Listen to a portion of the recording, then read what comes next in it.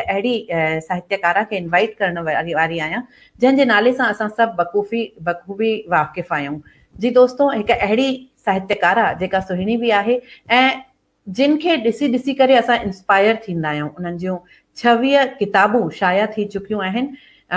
दिल्ली में all India radio ते असां उन्हनि जे आवाज़ खे सिंधी प्रोग्रामनि में केतिरा दफ़ा ॿुधो आहे। जी दोस्तो, मां आमंत्रित करणु चाहींदसि असांजी सुहिणी साहित्यकारा, असांजी भेण आदरणीय दीदी वीना श्रृंगी खे कि उहे अचनि। तव्हां सभिनी खे विशेष रूप सां ॿुधाइणु चाहींदसि कि वीना श्रृंगी जी, जय झूलेलाल दीदी। जय झूलेलाल। जय झूलेलाल कविता, जय झूलेलाल। ऐं जीए लतीफ़ ऐं जीए सिंधी। जी मां व्यूअर्स खे ॿुधाइणु चाहींदसि कि मास्टर रांझन साहब ते ॾाढी रिसर्च कई आहे वीना जी, ऐं उन्हनि ते हिकु डॉक्यूमेंट्री तव्हां तयारु कई आहे, त उन जे बारे में असांजे व्यूअर्स खे कुझु ॿुधाईंदा वीना जी?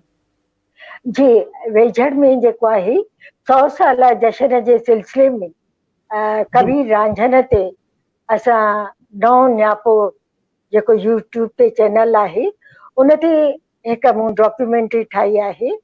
ऐं मास्टर रांझन जो नालो मूं लाइ को नओं न आहे।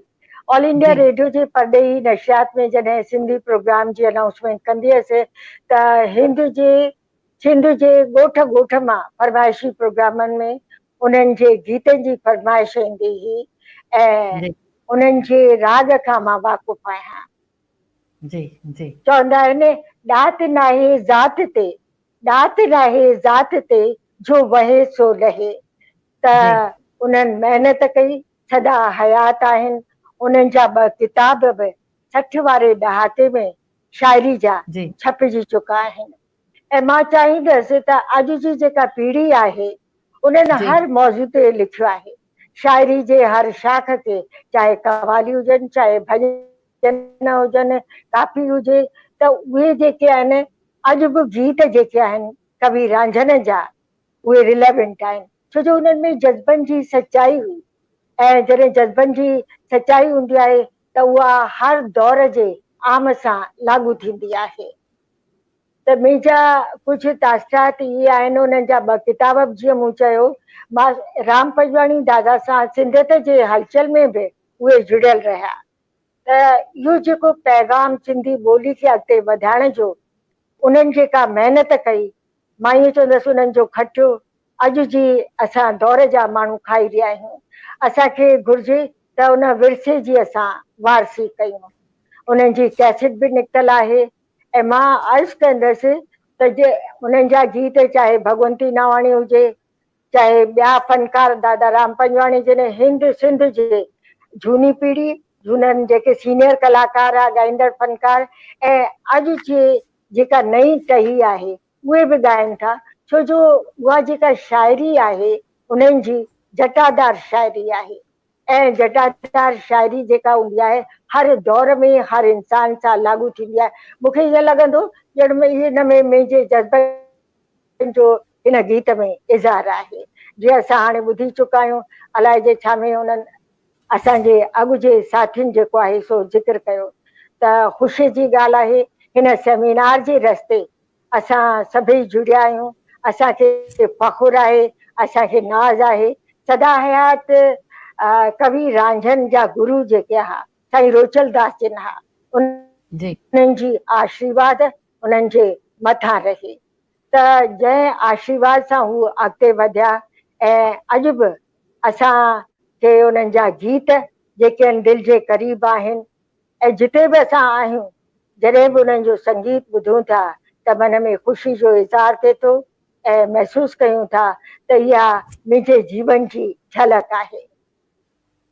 उन्हनि जी शाइरी जेका आहे जज़्बात सां सरशार। कविता जी, मां कुझु 2-4 पंहिंजे जज़्बनि जो इज़हार कयो उन्हनि जे शाइरी जे बारे में, त ॾाढो सुठो लॻो ऐं मूंखे फ़ख़ुरु आहे हिन वक़्तु जुड़ण सां।